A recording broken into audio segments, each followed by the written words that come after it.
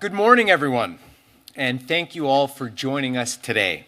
My name is Jake Cohen. I am the COO of the Daniels Corporation, and I will also be your MC today. Before we jump into the event, a land acknowledgement. We'd like to begin by acknowledging that the land on which we gather and which the Region of Peel operates is part of the treaty lands and territory of the Mississaugas of the Credit. In particular, we acknowledge the territory of the Anishinaabe, Haudenosaunee, Wendat, Ojibwa, and Chippewa people. And the land is also home to the Métis and most recently, the territory of the Mississaugas of the Credit First Nation, who are direct descendants of the Mississaugas of the Credit.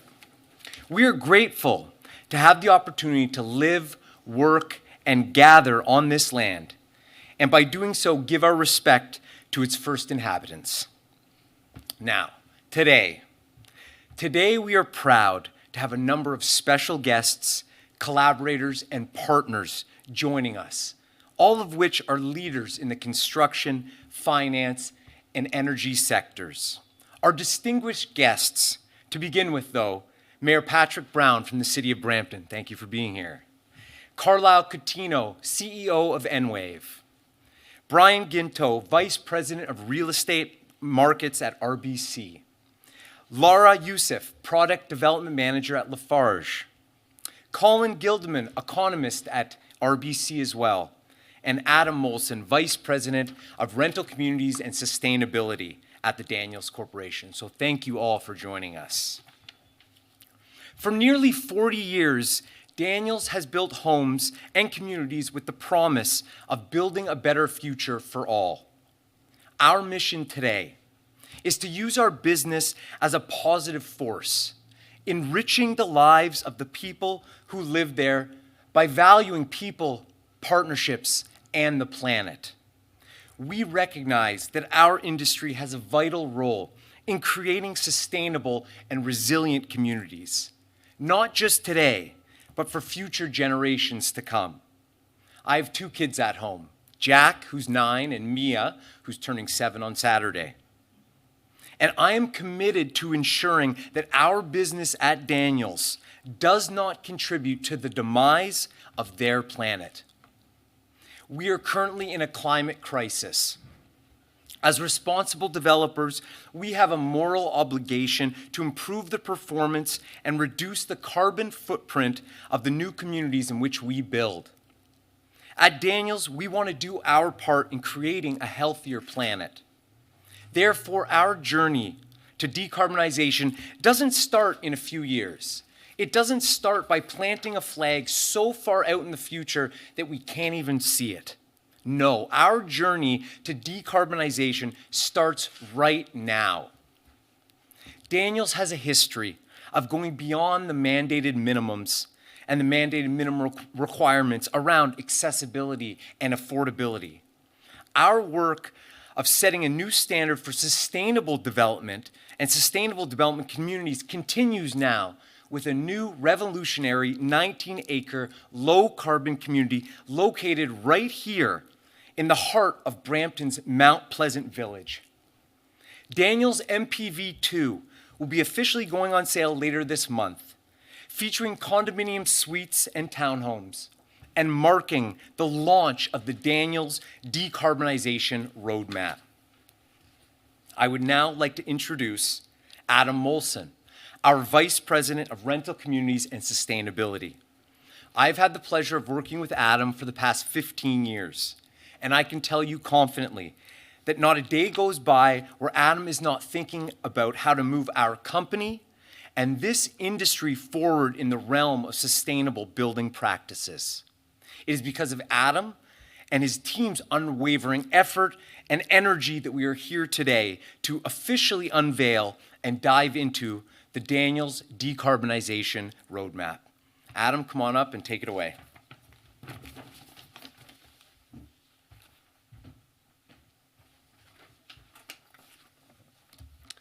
Thank you, Jake. I'm really happy to be standing here today and talking to you all about our decarbonization roadmap, which has been 2 years in the making. Climate change is an existential threat facing our species, and we know that right now, real estate and new construction is a large source of emissions. For example, the City of Toronto's 2020 emissions inventory found that buildings account for 58% of emissions in the city. We're here today because we strongly believe that we can do more. Rather than wait around for government mandates, we want to proactively tackle this issue head on. Each night, I also come home to my children and wonder about the future that they will inherit from us. And that drives me to come to work and do everything possible to push our company forward to decarbonize as fast as we can. And I know our team here at Daniels feels the same way. So our roadmap is just that. It's our plan to deliver on decarbonizing our business as rapidly as possible. Great. So this slide here illustrates our roadmap at a glance. We're committing to improving our performance over 2 generations of projects, culminating in what we call near zero carbon performance for communities starting development from 2026 onwards. We are focusing on near zero because we're not playing games purchasing offsets just so that we can claim to be net zero.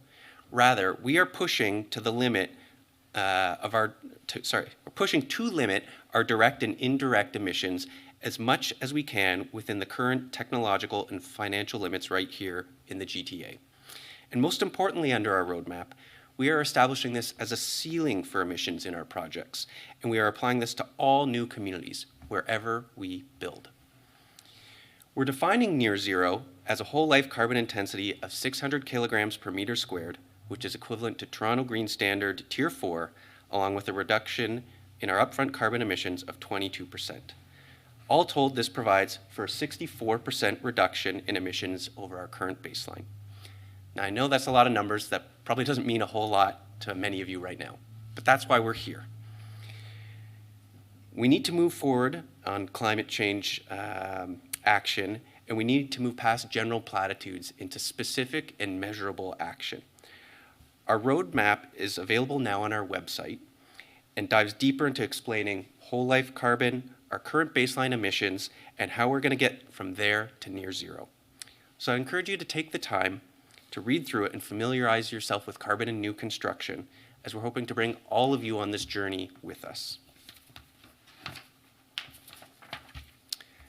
As Jake mentioned, with our MPV community, we're taking the contents of our roadmap and putting it into motion.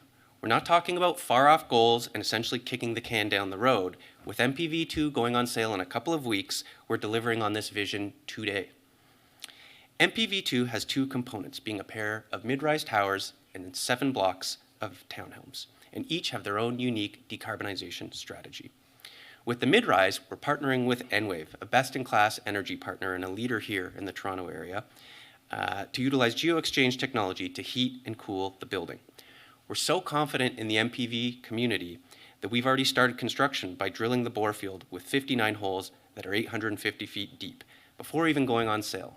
This photograph was from the work we were doing just behind this building last fall. The geo-exchange field will supply all of the building's cooling and the vast majority of its heating without the use of fossil fuels. This, along with a number of other strategies we're employing, results in carbon emissions 45% below our baseline level of performance. Now on to the townhouses, we are going fossil fuel free, which I am super excited about. We're doing this with all electric townhouses and on-site renewable energy via solar panels. We've done this before with the Fieldhouse Towns in Regent Park, but we're doubling down on this by designing the project from the ground up to optimize solar generation. And I'm super excited to say that we're able to deliver net zero performance for this component of the community. That means a 100% reduction in operating carbon emissions, leading to a 74% reduction in whole life carbon. Now, on the previous slides, you saw our carbon label. This is something we will be publishing with the launch of each new community moving forward, starting with MPV2. The purpose of this label is to be transparent about our performance and to hold ourselves accountable to our roadmap. At the same time, we want to help educate our stakeholders and draw that connection between housing choices and carbon emissions. The nutrition fact style label on the left shows the carbon intensity of a given project. That is to say, how many emissions are emitted per square meter of floor area. Then on each floor plan, we'll be showing how that translates to a particular suite, so you know what the impact is of the home that you are buying. So why does all this matter? I think there's a pretty good awareness out there that climate change is a real and ever more pressing problem.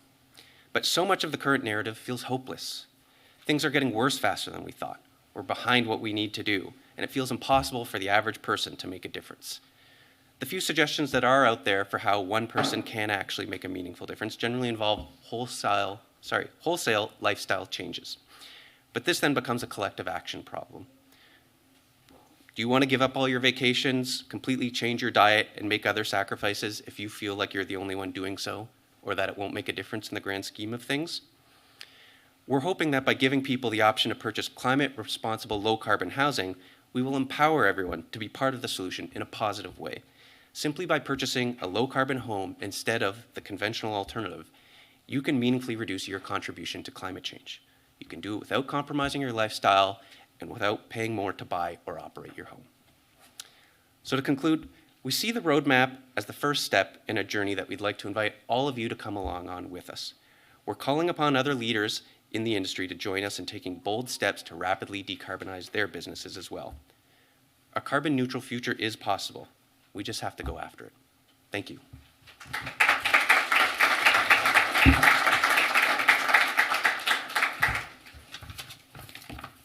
Thank you, Adam, for laying out the amazing details of our decarbonization roadmap. This is a very exciting journey that we have embarked on, and we look forward to leading the industry and transforming the industry as we build sustainable and resilient communities. We are proud to be launching this important sustainability initiative in Brampton right here, a thriving and progressive city with a commitment to environmental sustainability. It is with a great pleasure that I now welcome our next speaker, Mayor Patrick Brown, who is leading the people and the development in Brampton towards a healthier, more resilient, and environmentally sustainable city for the future. Mayor Brown? Well, thank you, Jake, and you're and Adam's that words are certainly inspiring and contagious. So thank you for your passion for the environment.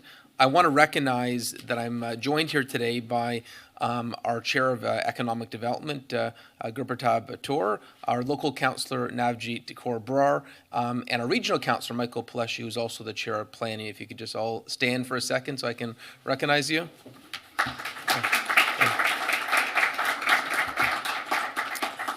You know, I love when you spoke about Daniels never looks at doing the minimum.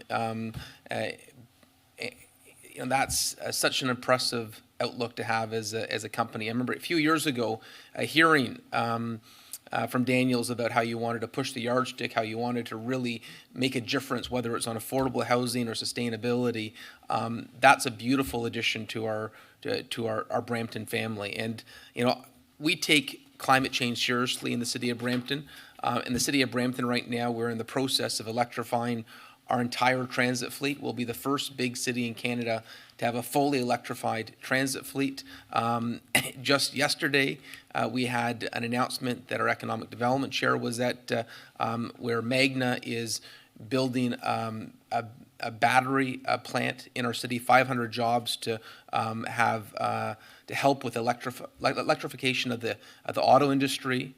Last year, we had an announcement where Stellantis, our former Chrysler plant, starting in 2025, is only going to be producing electric vehicles.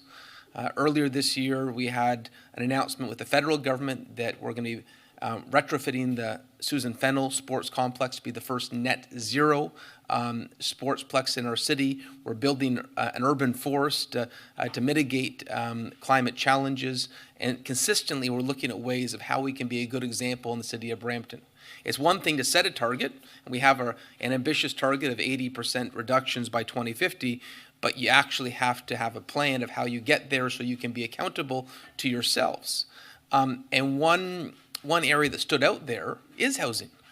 That is, you know, the public assets we can control directly, but when it comes to private assets and consumer choice, you know, there was, you need the buy-in of the private sector. You need the buy-in of your corporate citizens. And the fact that Daniels is stepping up, I hope, is something that is going to be followed by others. Because as Adam spoke to, the housing component in terms of emissions, is a big part of the challenge. And so, reading about what you're doing here, I was just so encouraged. Looking at the 25-story MPV1, which incorporates rental and affordable units, impressive sustainability features, ground source heat pumps. You look at the MPV2, which will include a 6-story apartment buildings that will be made of mass timber.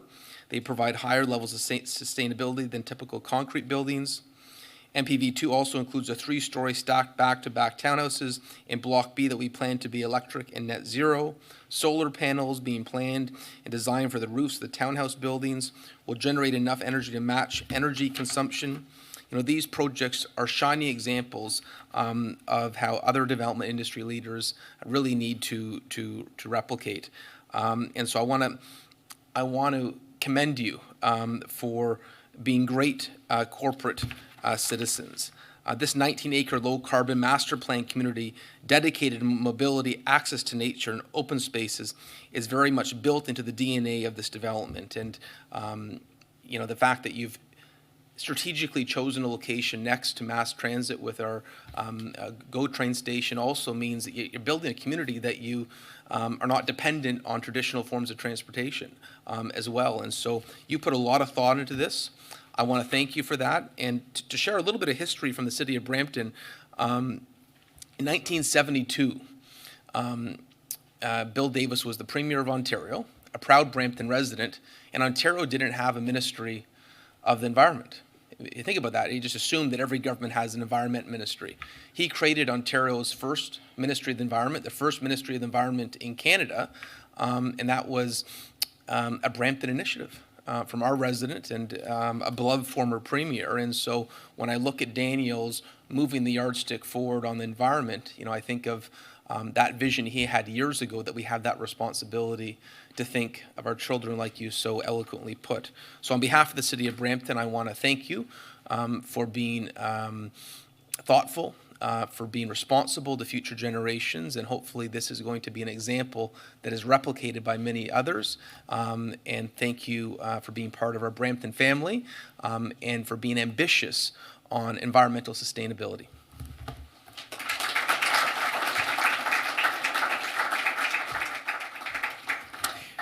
Thank you, Mayor Brown. That's very kind words.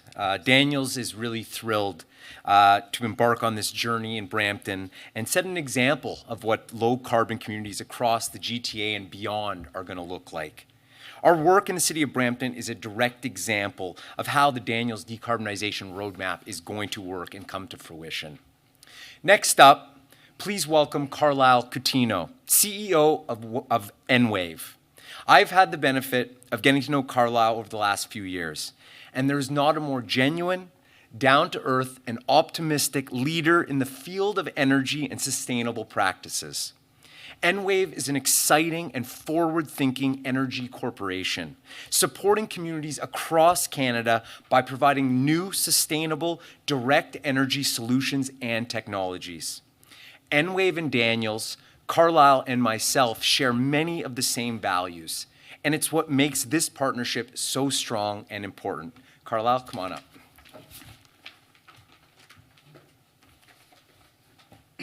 Wow, well, that was quite an introduction, Jake, so thank you very much.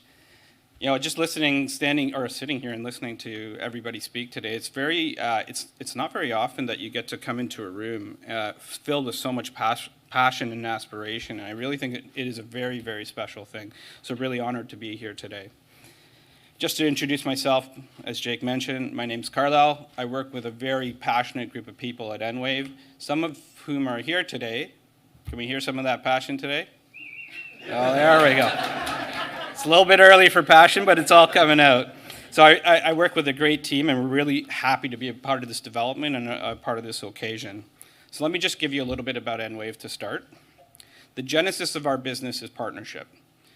We started quite a few years ago, several decades ago, as a partnership between the City of Toronto and a private investor, and we launched Deep Lake Water Cooling.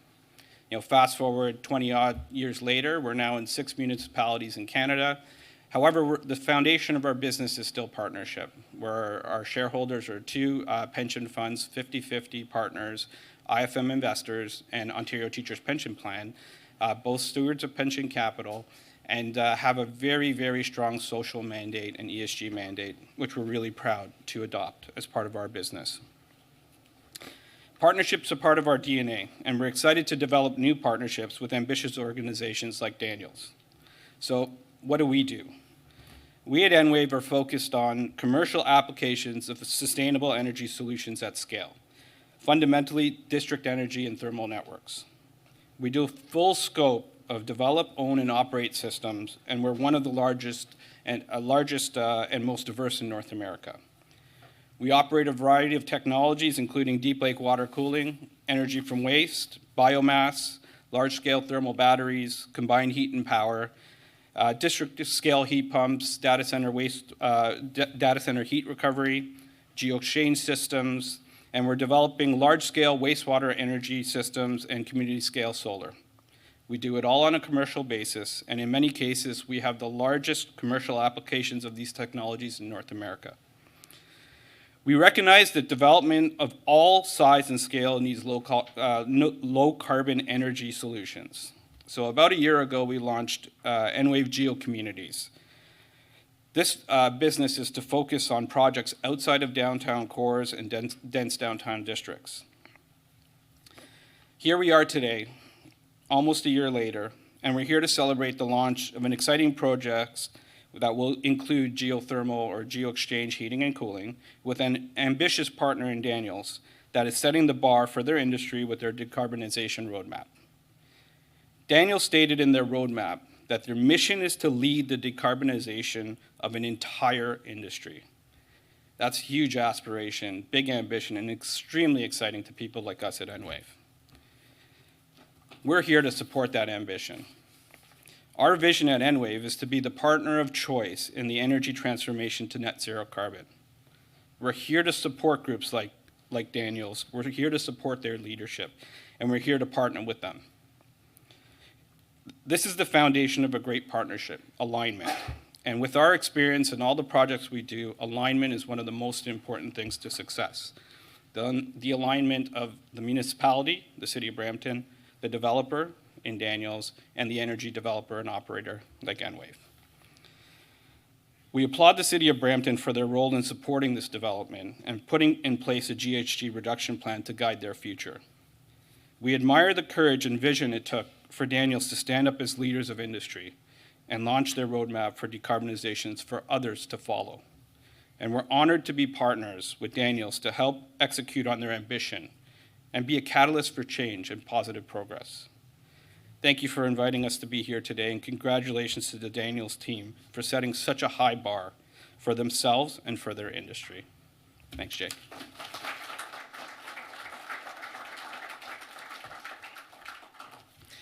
Thank you, Carlisle. Great to have you part of this team.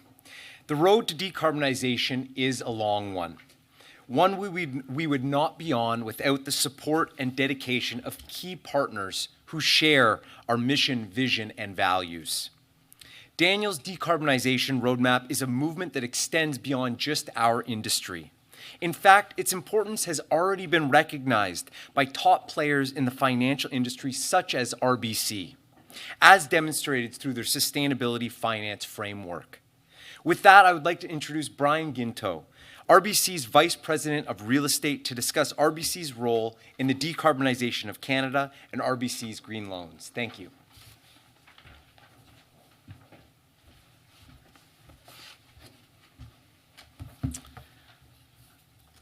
Thanks so much, Jake, and thank you for inviting RBC to be part of this incredible announcement. I'm absolutely thrilled to be here today with our longtime collaborator, Daniels, one of the leaders in the real estate development industry, as they take this important step forward in accelerating their climate plans and paving the way to net zero. Climate change is one of the world's most pressing issues, one that can impact where we live, our food supply, and the world around us. And the actions we take collectively in the coming years to halt that climate change will have a lasting effect for generations to come. At RBC, we have a climate strategy, combining actions and commitments that support achieving net zero in our lending by 2050. A big piece of this plan revolves around how we help our clients as they progress along their own decarbonization journey. Sustainable finance is one of the key pillars of this strategy. We've committed to providing $500 billion in sustainable finance by 2025, which means financing activities that take into account environmental, social, environmental factors. And we are on our way to achieving that goal. In our sustainable finance framework released last year, this commitment supports everything from the development and deployment of renewable energy generation sources to new opportunities in energy efficiency and green buildings, just to name a few examples. As Canada's biggest bank and one of the largest in the world based on market capitalization, we know we can have an impact by shaping the way capital is deployed and by bringing greener solutions to market. That's why we're incredibly proud to finance the MPV2 project as a green loan. Aligning with international green loan principles, these loans offer financing to businesses for a broad range of green projects that are intended to achieve environmental benefits, such as reducing emissions. We're absolutely proud to be partnering with Daniels on the MPV2 project. It's a testament to how innovation and forward-thinking leadership can reshape our economies and societies and pave a path forward to net zero by 2050. If we are to create a greener future, it's critical that businesses, governments, and individuals work together to reshape our economies and societies. We can't act independently and expect to make progress. As I look around the room today, it's incredible to see players across sectors and communities come together behind this vision for MPV2. What we're doing, it fills me with optimism about the inclusive, sustainable, and prosperous communities we're helping to build. I want to say thank you to Daniels for your leadership and for allowing RBC to be part of this groundbreaking partnership. We look forward to witnessing this vision come to life and to the impact it will have for all those who live and work in this community of the future. Thanks so much.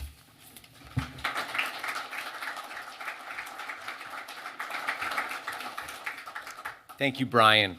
Daniels is honored to partner and work with RBC here at MPV2 as the latest example in green lending for a residential build. And a special thank you to all of our guest speakers here today. We look forward to our ongoing collaboration as we work together to be part of the climate change solution and take a stand today to build a better future for tomorrow. Now, to dive in a bit deeper and get our collaborative minds working, a panel discussion. I'm excited to welcome back Carlisle to the stage, Laura Youssef, who's also a product development manager at Lafarge, Colin Gildeman, economist from RBC, and our panel will be moderated by Adam Molson from Daniels. The topic and discussion, of course, decarbonizing real estate in the GTA. So if you want to just come on up and we'll get started.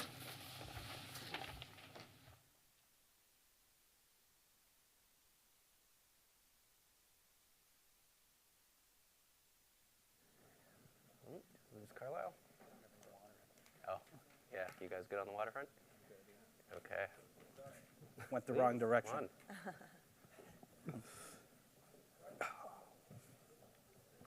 All right, we'll just give everyone a minute to adjust their seats here.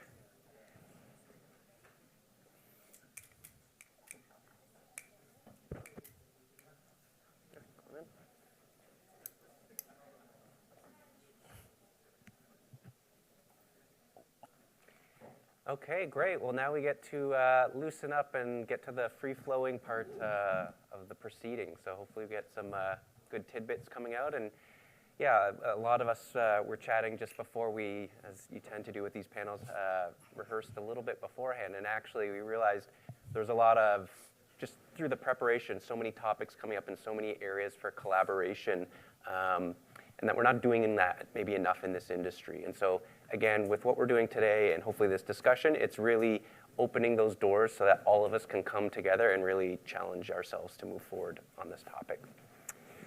Okay, so let's get started. So I think we kind of did introductions a little bit already. I think Carlisle spoke pretty eloquently about Enway's plans and what they're doing in the decarbonization space. So it would be great to just hear from Lara a little bit more about Lafarge, how we work together, and sort of what you guys are doing on this, just for everyone getting up to speed. Great. So hi, everyone. Thanks for having me here today. So my name is Lara Youssef. I am the Product Development Manager at Lafarge. I come to this conversation, I just want to give you a heads up, with a perspective of ready mix. And I've lived and breathed concrete for the last 12 years, so very defined perspective. So I work for Lafarge Canada, and I'd like to highlight that we are part of the Wholesome Group globally. So it's obviously an international company. We have about 78,000 employees worldwide. And within the GTA, our joint venture is called Inocon. So Inocon in the GTA, Lafarge in Canada, and Wholesome worldwide. There will not be a pop quiz at the end of this. But between all of us, we are a pretty large company and fairly influential. We know as a vertically integrated construction materials company, we need to do our part. Our contribution to the planet is to produce climate neutral and fully recyclable building materials by 2050. I think while we're talking about decarbonization, while we're talking about sustainability, circularity is a huge topic. So circularity is we're trying to embed circularity in everyday topics and everyday conversations. We'd love, the walls and the columns and the slabs when this building is demolished to go into future buildings. And that way we have, with our limited landfills and things like that, we have our waste and recycled materials going back into the buildings. So I mentioned we are a vertically integrated company. Sorry if it's too technical. I am a technical person, but we do have 3 segments and levers in our business: cement, aggregate, and concrete. Cement and aggregate are used to make concrete. Our CO2 contributor is the cement portion of our concrete. And so there is a lot of focus on the cement industry, the Cement Association within Canada and cement worldwide to try to decarbonize. And the one thing that we do see a massive potential in is capturing carbon and utilizing it. So CCUS technologies, we have pilot projects all over the world trying to investigate this and look into it so that ultimately we have a carbon neutral cement using recyclable materials by 2050. Thanks, Laura. And just to give people a little bit more context on concrete and its place in new construction, so much that people hear around net zero and decarbonization usually focus on sort of the operating side of buildings. So a building's completed, you're heating it, the lights, all that kind of stuff. What the industry has really been waking up to is the actual construction part. And just going and building the buildings in of itself emits a massive amount of carbon. And within that component, cement and concrete typically account for over half the emissions of a building during the course of its construction. So that's why it's so vital to really drill down on concrete in particular, because it's going to be a huge piece of us figuring out how to decarbonize real estate. Okay, so Colin, maybe you could tell us a little bit about what RBC is doing. Sure, yeah. So Brian spoke pretty eloquently about our sustainable finance framework and how we're sort of aiming to deploy $500 billion by 2025. I'm not actually a banker. I work for a bank. I'm an economist. My job is, as Carlisle put it in our sort of pre-meeting, to crystal ball a little bit about the economy. So what are the forthcoming risks? And in that vein, our team works to do that across various issues: tech and innovation, disruptive technologies, labor markets and skills, and my sort of wheelhouse is climate change. So what we do for the bank, at the bank, is help our bankers and our clients conceptualize what energy transition and climate action is going to do for the economy. And so we've organized that work into sectors. We're focused on buildings and oil and gas, transportation and agriculture, understanding how these sectors are going to transit through to net zero in 2050. So part of that work is really understanding where emissions come from. Laura's world of embodied carbon, emissions that are associated with building the buildings, And then the operating world, natural gas used to heat homes, or the emissions associated with electricity, we think about that holistically, and then what we try to do is identify the barriers to decarbonization.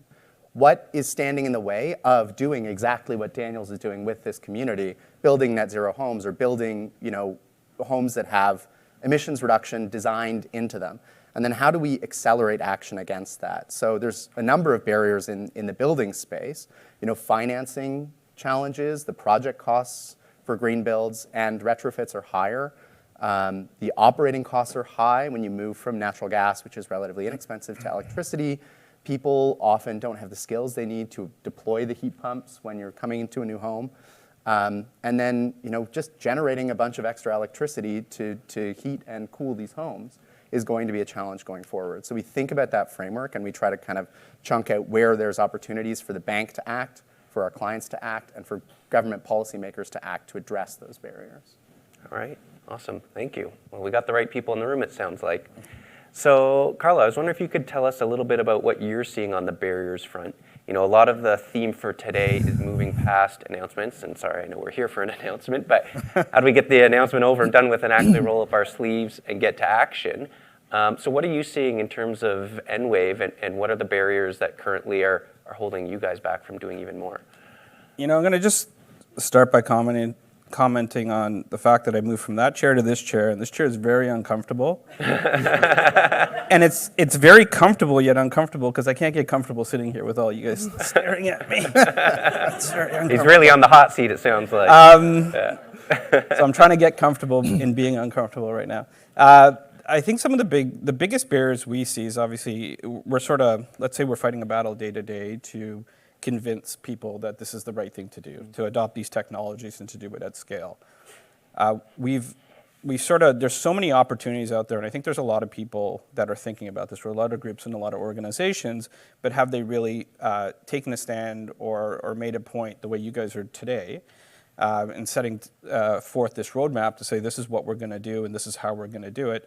There's not a lot. There's a lot of people throwing things against the wall to see what sticks. And right now, we're resourced enough that we have to find the right opportunities for right people. So we're not chasing everything. We're trying to chase the right things to get there. But at the end of the day, what we feel, or what I feel we need a little bit more of, is exactly what you have here today, is alignment. As I said in my opening, is more developers taking these stands.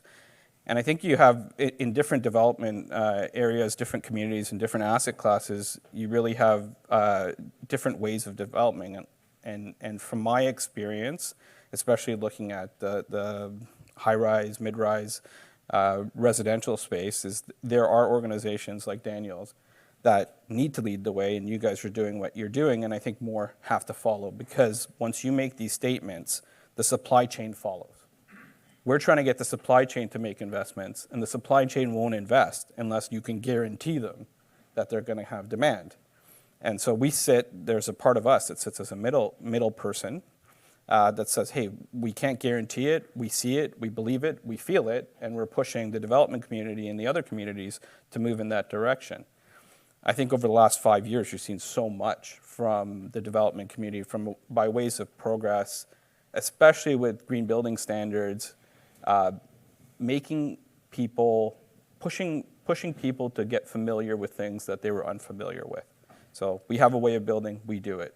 We realize 5 years from now, 10 years from now, we're going to need to build differently. We have to think differently. And we've seen that happen. And I think that's a really, really great progress. And as that progress continues, I think more organization taking stances like you have today, or following suit. Actually using the open source nature of what you're doing and using your models to go out and do it themselves is going to be an amazing thing that's going to progress the industry very quickly, because then we can push the supply chain and we can make things happen from our perspective. Okay, interesting. So, Laura, when we were chatting before, you were telling me about the unique perspective you get just getting to work with a lot of your counterparts in Europe and some of the other jurisdictions. So I was wondering about your thoughts on barriers, specifically in Ontario. So just to add on to it.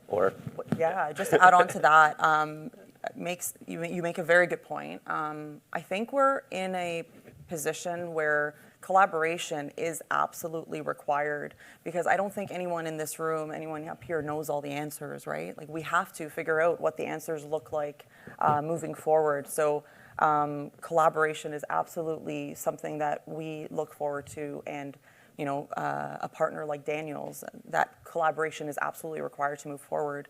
But yes, I do come with an international perspective as well, because in my current role, I act a little bit as like a funnel between the global organization and the Eastern Canadian local market. So there's a lot of innovative products, a lot of innovative ideas that come through, and we may or may not be able to apply it here, whether it's climate related or standard related. So like our standards and building codes and requirements from the material side are very specific. And what we've seen in Europe, specifically France and Switzerland, is they have within their specifications and standards and requirements for buildings, they have this innovation arm, an innovation branch where you can incorporate new innovative materials as long as performance is the same. So what we are really focused on here in Ontario is advocating and lobbying for a little bit of wiggle room in our specifications and standards, moving a little bit away from like the old school way of prescribing what we need to have in our cements and our concretes, the chemical compositions, and move towards a performance-based standard. Hey, in a performance-based standard, maybe we'll stick some eggshells in there and tires and all those ideas that we've heard about and read about all over the world. We need to be able to incorporate that, and we have so many ideas. As a concrete expert or cement expert, we have a lot of ideas on how we can really, really introduce circularity and reduce the embodied carbon. We just need the advocacy and the lobbying to convince the right people to change some of the standards here on Ontario. Yeah, absolutely. And we've certainly seen that on our side. The industry's been so strong for so long, it's almost reinforced an inertia, and it's hard to keep up with the housing crisis as it is, trying to build the type of housing that everyone knows how to build. So to then layer on top, we got to build a whole different type of housing. When it comes to then things like challenging standards or reducing that inertia, it's been really tough. But it's not to say we got to give up. I think we got to identify it, and hopefully by working together a little bit more intentionally, we're going to be a lot more successful in challenging that.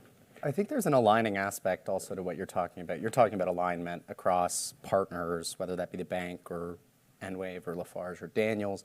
You're talking about making sure we kind of have a sense of what that performance looks like and what we're actually trying to strive for. I think there's even a piece that we don't even know what a green building is, what it looks like, what the embodied carbon requirements are. You guys are setting a standard here and saying we're going to take operational and embodied emissions down a certain percentage based on what we can do. But for the bank to come in and lend against things, we want to know, is this a green building? Is that okay? And the Europeans are doing this, right? They've got this, not to get too technical, but a sustainable finance taxonomy that says this kind of thing is a green project. You can do green finance against that. We're working on that as well in our engagement. But if we could get to a place where, a certain kind of cement used in a building or a certain kind of concrete and a certain heating system and a certain building typology is considered green in Canada for our needs, for our climate, for our housing crisis, then we can start to deploy capital at a much faster pace. And we can do it in a way that generates demand from consumers who say, hey, this is a better home. This is cleaner, it's healthier, it costs me less to operate. And then the bank can say, actually, this is a great thing. We get some financing reductions in the market, so we can offer a better rate on your mortgage or on your construction loan. And so that aspect of it, kind of building that alignment, a little bit of standard setting and a little bit of communication to the market about what a green building looks like, I think would go a long way. So can you actually, I would love to hear your insights on when you talk about better rates. So obviously the two things that come up are sort of quantum of financing available and the rate available. So right now, getting green and we've done green bonds and green financings, and they're fantastic, but there isn't a huge difference in the rates in the marketplace right now. It's good to sort of qualify and validate what you're doing, right? So at what point in time is there a tipping point for a bank to actually provide the value that Adam and myself might get on the phone and Jake and say, hey, when are the banks going to really provide the value we need to be able to push these forward? So what's that tipping point? Yeah, I mean, I'm not a banker, so that's a challenging question for me to answer. But That's a way to skirt that question pretty quickly. but I do Any think, bankers in the room? I think part of the solution here is thinking about the whole ecosystem. So when you're doing something very innovative and new, it's hard for the market to finance that because we don't know what the outcome you're going to get is, right? So you think about trying to securitize a bunch of green mortgages, and someone looks at that and says, what the heck is a green mortgage?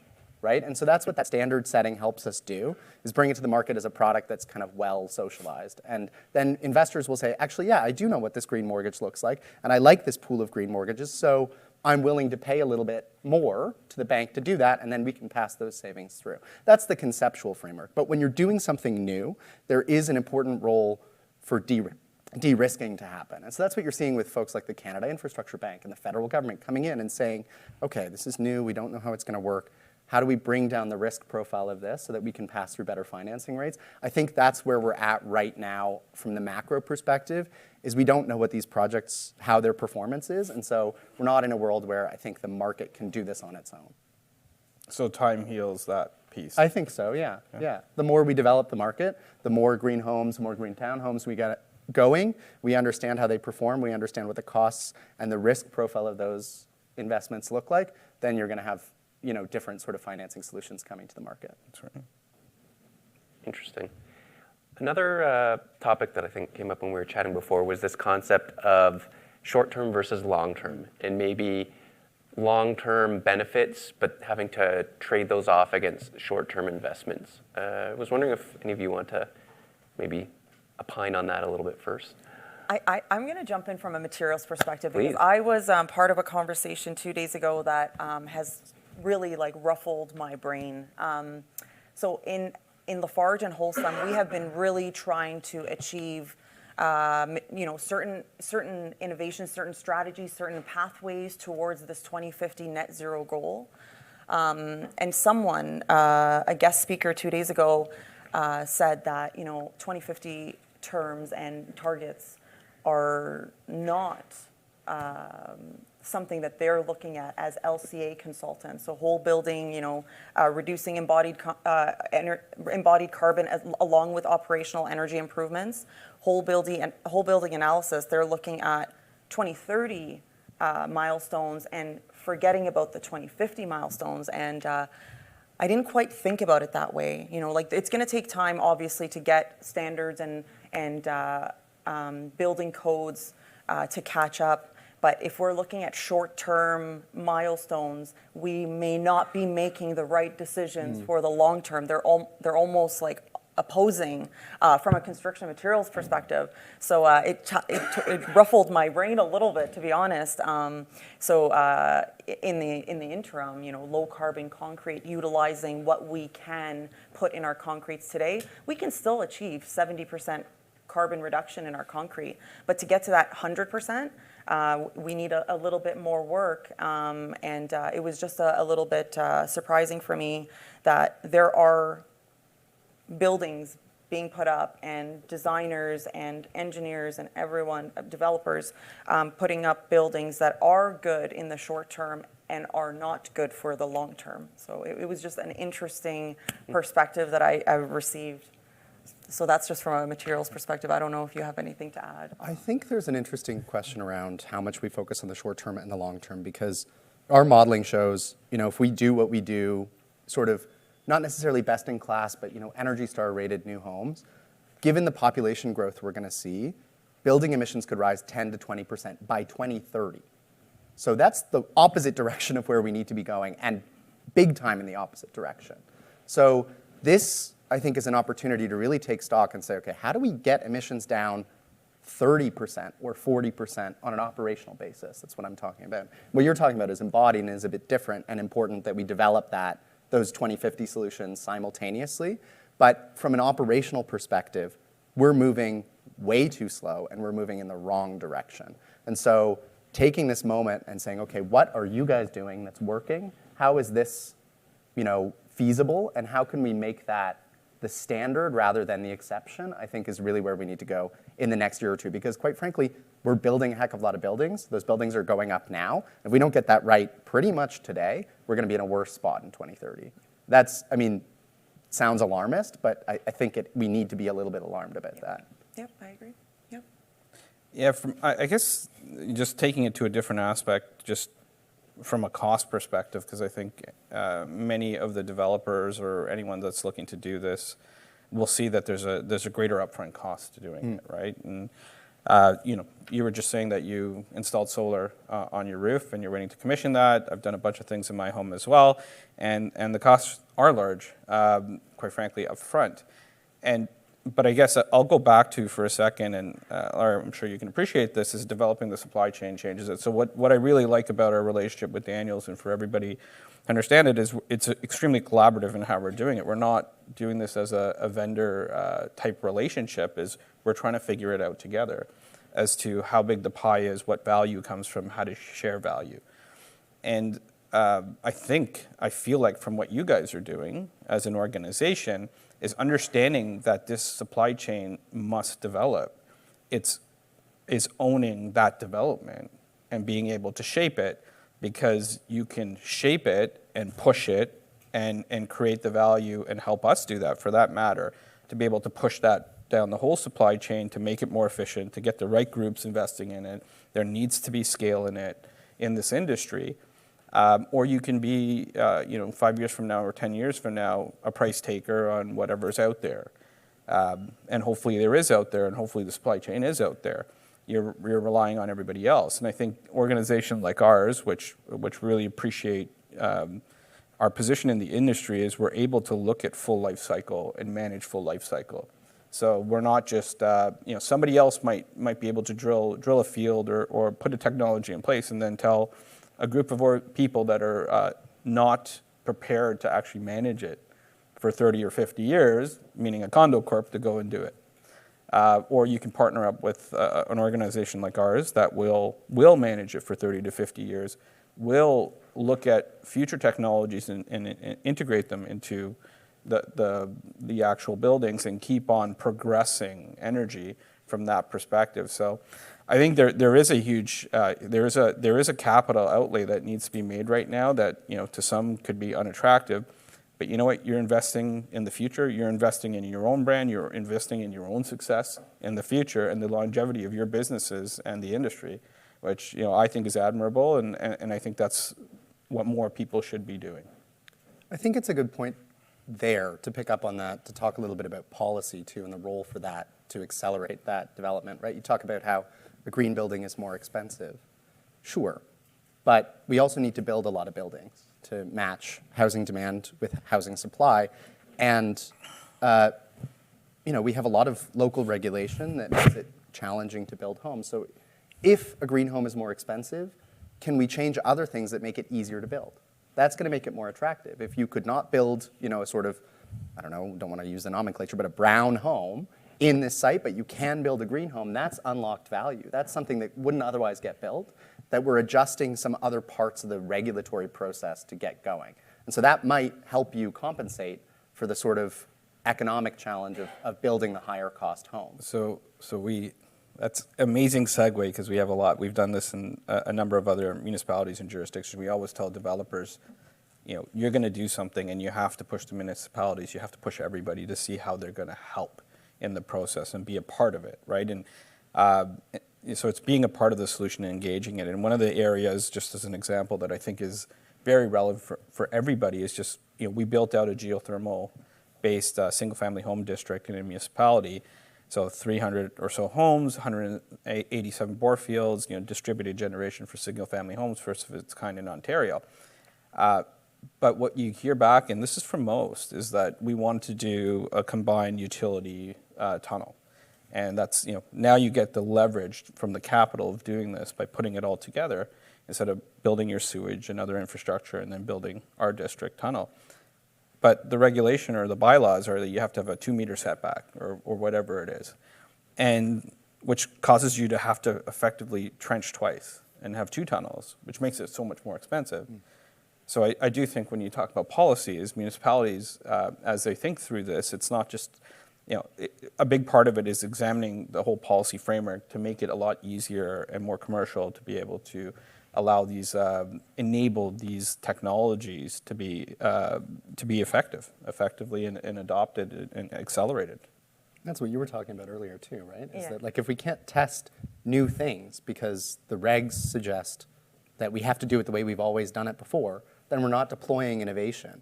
And innovation is that thing that's going to bring the cost down of these new green buildings. Absolutely. So if you don't have a regulatory environment that supports that innovation, you're not going to build the new stuff. Fair enough. I'm curious, like how you guys see that in this space. What's new about this? What worked? What didn't work? How do we advance forward based on your experience here? Yeah, well, I think just not letting ourselves get boxed in by regulation and really doing everything we can to challenge that notion of the premium. So things like supply chain, it wasn't, we had to get past the pilot because the pilot's always going to be expensive because you're figuring it out for the first time. And so we took a step back and we said, we're one of the largest developers in the Greater Toronto Area in the province. Surely there must be some benefit that comes of that. And what we got to do is work with partners to talk about how do we do this not just on one building, but 5 buildings. And the second that we're able to commit to that and say that we're doing that across our portfolio and that's our minimum standard, I think that opens up a whole new set of doors and a whole new way of thinking about things. And I'm sure we'll come up to some regulatory barriers that we'll be banging our heads on soon enough, but there's so much that we can do even within the confines of what's there right now, and we really got to maximize that. So with this, I know we could go on and on and on. I think we did want to open up the floor and just give people the opportunity to ask a question or two. So I don't know if we have someone manning the microphone at the back. Is the average home buyer getting this message, though? I understand from a corporate, commercial point of view, industrial, yes, it's pretty strong. But what about the average home buyer? Do you have a sense of that? Our sense is there's a general desire for it, but not a lot of technical understanding. And so, unfortunately, there has been some greenwashing out there where pretty much anyone goes, oh, LED light bulbs, this is, a green real estate, and like that's basically any light bulb you can buy right now. And so, for sure, we need to get past that, and it's a little bit of a challenge because it is a technical subject. Like you're getting into numbers, you're getting into engineering concepts, and so our thinking is we're doing this not because we're necessarily thinking that everyone's going to come and buy here at this project today because of these features. But if we can offer it and we can offer it at not a premium and it actually is a better quality product, which we wholeheartedly believe, and there are other benefits like we see, 2035, you can't buy a gas-powered vehicle anymore. Well, if you're about to buy a 60-year home, do you want to buy something with yesterday's technology or do you want to buy something that's future-proofed? And so slowly we do think that message will get out, but it is going to take time. And again, fortunately, being a larger developer, we can take the long game and know that over a course of multiple projects in a few years, that people will start to engage if we do try to engage them. So that's the hope. I will add, the more we talk about it, the more people will know, right? So if homeowners maybe don't know all this information, the more we talk about it, the more we have panels, the more we have, decarbonization roadmaps in, various cities, various organizations, the more people will, talk the right lingo. Should we do this again next week? Yeah, weekly. Okay, do we have any more at the back? Or? Okay. I guess, well done, guys. Thank you. I guess a lot of the financing and interest rate talk has been at the commercial level, construction level. Do you see a future, maybe for Colin, where an individual homeowner's mortgage has a cheaper interest rate because they're buying a green home? Yeah, crystal ball out now, right? So I think yes, I think that's absolutely where we have to move. And I think it's about putting in the structures that let us do that. So what you guys are doing with your labeling, saying this is what a green home looks like, if we can do that at a huge scale, then we can start to move the market, right? Like, how many residential mortgages are written on an annual basis in Canada? I'm not gonna guess, but like 3 million, something like that. About a fifth of homeowners renew their mortgages every year. So if you think about that opportunity to nudge home buyers into a green home, because there is a pricing signal for that, that's a huge opportunity. And I think there's a huge opportunity for each part of this value chain from energy companies, materials companies, developers, and the bank to offer a value-added service where, you guys are telling folks, this is why this home is better. And then we can say, this is why this home is cheaper. And that, I think, is an important part of the value chain we really need to start figuring out today.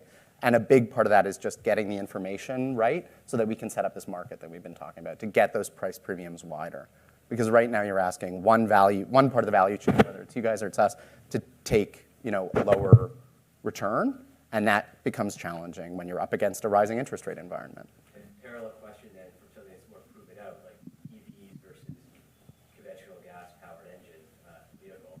Is it cheaper to finance an EV right now? Is that flush out? Yeah, I think some folks do that. I know we have an EV lending program. I'm not by any means the retail banking expert for the bank. So I do think that's where we're heading. And a big problem conceptually right now is that the green version of things, it's largely an exercise in buying a more expensive thing up front that costs less to run over time. And so one of the big challenges right now in the market in green investment writ large is that we have interest rates that are 400 basis points higher than they were just 6 months ago, right? And so when you have a capital-intensive investment and higher interest rates, you're going to be more likely to choose the thing that has the high OpEx rather than the thing that has the high capital input. And that effect is being mitigated to some degree by government policy. Think about the federal government's clean tech investment tax credit that sort of changes the math on those things. We've done some analysis to show that that's basically equivocating in some sectors, but that making it the same price when people are a bit uncertain about things, you're thinking about your EV, you're not sure if you're going to have a place to charge it, or you live in a multi-res building, there's no charger. Those barriers then stack up against taking that risk. So we need to move from early adoption to mass adoption, and pricing is part of that, but it's not the whole story. There'll be lots of chargers here. Great. I look forward to plugging in my EV. Yep, we just have one question from the virtual audience. What were the most challenges faced during onboarding trades and contracting, and were they willing to cooperate? That's a good question. To be honest, the biggest challenge was just getting them to engage because everyone's so busy, if I'm completely honest. And so I think that's actually one of the benefits of our model of being a developer who's been around for a long time and goes back to the same trades again and again. They are able to carve out that time and take a little bit of the long view. And so if we say, guys, I know you're up to your eyeballs right now already, but we got to look to where the puck is going, they will come to the table with us. And so again, I think it does come back to this strength of relationships, and also to a little bit of the concept that Colin was talking about of needing to kind of spread the responsibility around. So it can't just be all of the risk or all of the extra costs coming out of one part of the equation. Everyone's got to do their little bit and just, chip in their 1%. And if 10 people along the way chip in their 1% of their part of the process, that amounts to a big benefit. And so I think, having that conversation with the trades and letting them know that we're not just trying to dump this on them and that this is a team effort is also part of overcoming that. Honestly, just to add to that, from the trades perspective, being a larger company, having 78,000 employees in our company, we have to gain the buy-in internally before we get any buy-in externally. So to get through to 78,000 employees to say, this is the right thing, sustainability is the future, circularity is the future, and everyone does that 1%, that internal buy-in takes a little bit of time as well, right? So the more we, bring people into the conversation, I think the better it is. But yeah, I just wanted to add that from a large organization because we're doing weekly discussions and weekly trainings, and we've got to stay on top of circularity and sustainability because everyone has an input and everyone has a part to play. Yeah. Okay, perfect. So thank you everyone so much for coming. We hope this was insightful. Again, this isn't a flash in the pan, a one-time thing. This is the start of a longer conversation and a longer journey, and we're looking forward to continuing to engage with you, all of it, on the projects and the years to come. So thank you.